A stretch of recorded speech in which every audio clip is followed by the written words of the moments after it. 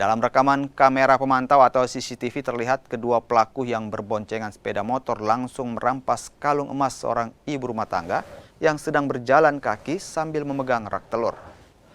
Sejumlah warga yang melihat kejadian ini berusaha mengejar pelaku, namun kejadian yang begitu cepat ini membuat pelaku berhasil kabur.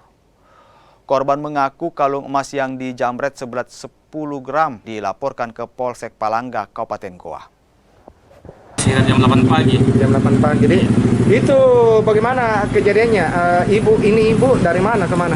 Itu ibu dari beli telur di warung situ kan. Iya. Pas di tepi jalan sini ada minta menghampiri 2 orang bawa bonceng. 2 orang dia. Kebetulan saya baru buka toko. Saya selompat keluar pas ditarik dia berteriak.